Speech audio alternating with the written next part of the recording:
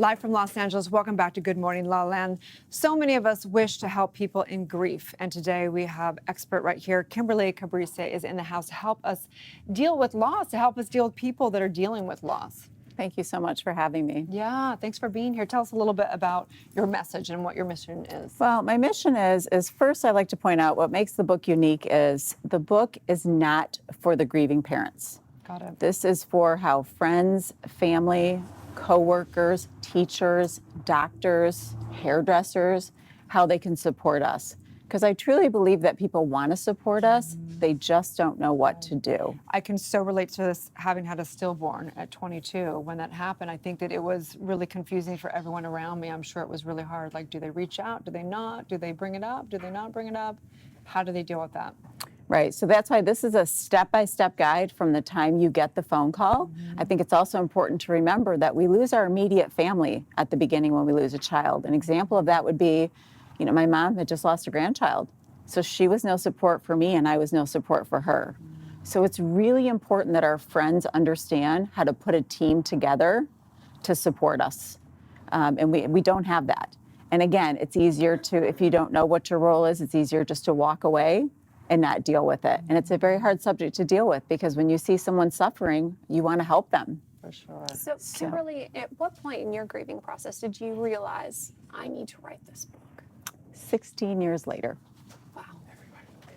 Yeah, unfortunately, my friends and family did the best they could to support me when I lost my daughter, but no one knew what to do, and I didn't know what to ask for. I had no idea what I needed. So I made a choice to actually move away and pretend it never happened so that I'd be accepted again, because that's another very scary thing. The scariest thing when you lose a child is going back out into society. What are people going to say to us? Are they going to accept us? Are we going to see people with other children and wish that we had ours? So it's very scary. And I finally came to the point where either it was suicide and I go be with my daughter because no one knew what to do with me anymore, or I moved to another state and I promised I would never talk about it again. And just so I could fit in again and make new friends. But 16 years later, it came back to haunt me. When I thought I was living the perfect life, I have 2 wonderful boys that I homeschool. I had suffered 3 miscarriages within a year. My son was born not alive, but he is 13 now and probably one of the healthiest kids you'll ever meet. And then shortly after that, I had my next son, Blaine. And at that point, I knew I was going to design the life that I wanted to live. So I designed a life where I was going to homeschool, travel at least 6 months out of the year, as well as teach them through regular academics. And I've done just that.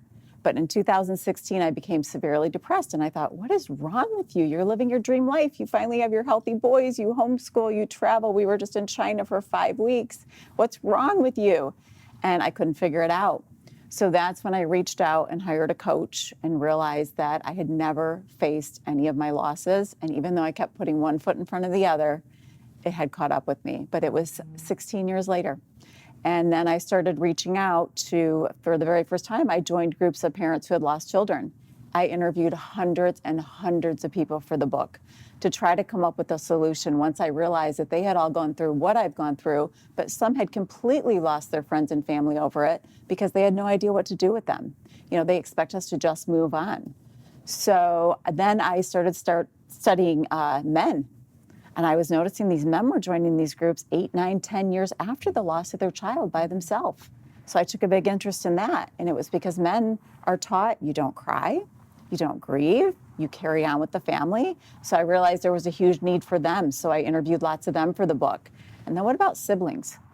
Siblings not only just lost their sibling, they also just lost the parent they once knew.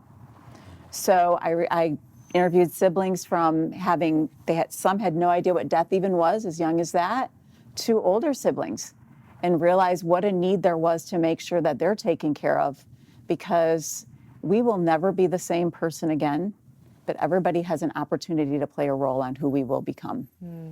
So that's why I felt it was very important to write a step-by-step guide, because I feel if you know your role and you know how to put your team together, you're likely to do it, because we do want to help. But it's a matter of you need to know what to do and what your place is. So the parents really should not have anything to worry about, especially those first 3 to 4 days. We need to know that everything is taken care of for us. Yeah. So how do we do that? I know we can't cover everything that's in the book. That's why there is a book. But how do we start?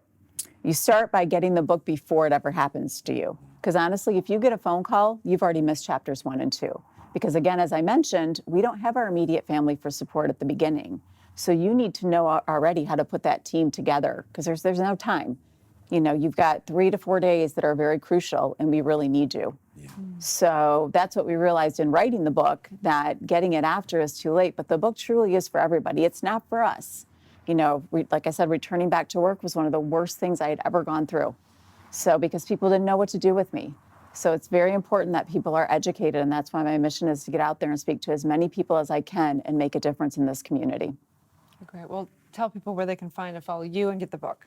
The book, you can actually go on to KimberlyCalabrese.com, and it will take you right into my website. Or you can go on Amazon and put in, the title is What Do I Do? Because that's what everyone asks me, what do I do? And by Kimberly Calabrese. Great. Thank you. Thank you so much. We appreciate it. Thank you. Thank you for your time.